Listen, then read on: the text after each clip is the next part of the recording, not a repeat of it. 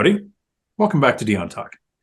Our friend, Michael Zuber from One Rental at a Time, who in 2022, when there are no deals available and nobody can buy properties, just closed on his deal, closed this last week, on a deal where he's going to be getting an expected 32% cash on cash return. And a couple of you have reached out to me to ask for an explanation on how this is possible in a market where some people aren't even getting a 5% average cash on cash return in their area. So how does this work? So I've brought Mike on here to kind of give us a rundown, and then I'm going to come back with some questions. Awesome. So thank you for doing this. As the One Rental at a Time guy, I should probably do a better job of kind of communicating this. So thank you for the practice. So if people have been following my story, you know that I did 56 flips starting in 2018. So the first answer is this is not buy and hold. This is going to be a flip. Why? So the next question is, well, why are you flipping it? This is actually going to be a joint venture. So I have a network of people out there being entrepreneurs, trying to find deals, and then I'm the money, right? They do the work, I'm the money. So that is an example of this deal.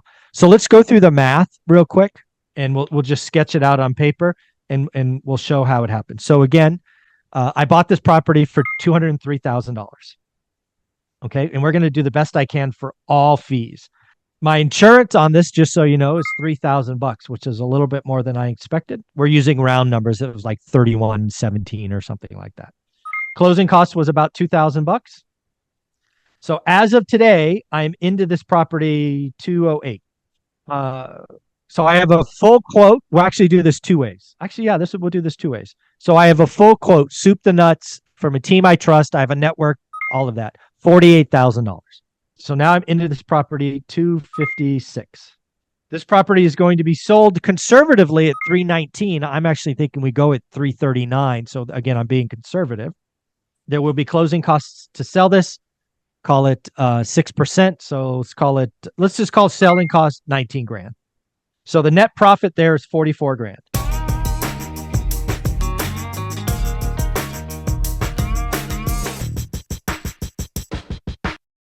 Let's just do the math. So again, what I do here, just so everybody's full disclosure, you take $44,000, you divide it by 256,000 equals 17%. Now, I'm planning to get this done in 6 months or less. So what you do, let's just say it takes 6 months, is you times this by 2 because it's called an annual return. And that equals 34%. So that's how I get, I think I said 32% in some video. It's an annualized return on full cash purchase, full out of pocket of 256. And again, I think there's room to the upside. So that's a real quick breakdown. Perfect. That's actually exactly what I was looking for. So not in my own words, not me saying, here's what I think is happening with Mike's deal. Like you, the person, this is the deal. And if you watch our content, both of us don't suggest starting with the Burr method because it's super sexy sounding. And we don't suggest starting with flipping because it's a job. Once you have a portfolio in place, especially in a market like this, imagine doing a flip right now. If it was hard money that you had to refinance out, and we could, according to Patrick, have 10% interest rates in the next few months, be in a bind. But Mike's in a position where he's writing a check. So this is not hard money. And he's partnering with somebody. So even with his schedule, he's almost being as lazy as me. And he's having the work done by someone else. And someday I might partner with somebody. But not today. Because have you met people? Yeah, exactly. But now I'm hoping people understand that when Mike talks about getting a 30+% return, he's looking at an annualized return on a flip where he's using his own money. So it's I want to say it's a very safe investment in a market where we don't know what's happening with prices or interest rates. Yep. Because with conservative numbers, he's saying a return that's definitely worth the work, especially if he's partnering with somebody where they're going to do the bulk of that and you're the money guy.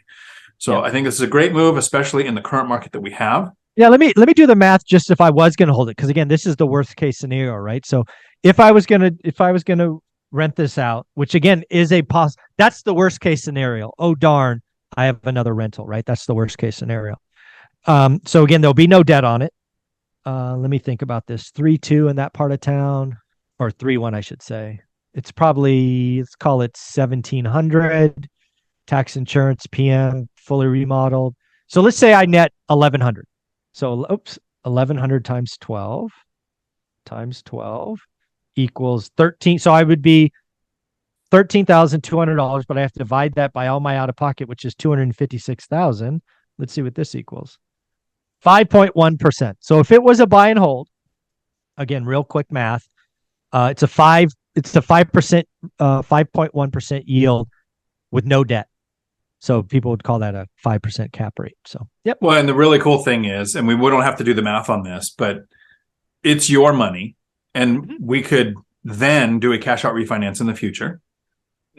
Because what's weird is the less money you have in the deal that's yours, the higher your rate of return becomes. Oh, absolutely correct. Right. Yeah. So again, I have multiple exit strategies. Again, the beauty of doing this and having experience is, remember what I said. So I own the property as of Monday. My team is already working on must repairs now. I'm going to hopefully list this property in 12 to 14 days.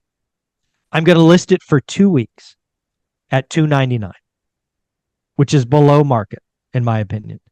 If that goes through, I will be in and out of the deal in less than 3 months, and my yield will explode. If it doesn't sell, because it's Thanksgiving and Christmas and it's slow, I will take it off the market and I will do the rest of the remodel. And then I will come out February 1st or February 2nd and let an FHA buyer buy it at $320 or $330 or $340. I have multiple strategies. And oh, by the way, if it doesn't sell in February, I will rent it out in March. There we go. Never hurts to have multiple exit strategies, especially when you're familiar with each one of them. Mm-hmm. Yeah. I recently had a deal that sounded very much like this that I ended up backing out of. So if you'd like to hear why I backed out of a deal that I actually got an accepted offer on, let me know in the comments below and I will make that video. Mike, if people want to reach out and have questions about deals like this, how can they find you? One rental at a time, YouTube website, books, all that good stuff. Awesome. Thank you very much. Until my next video, thanks for coming to my Dion Talk. We're sorry, the number you have dialed is not in service at this time.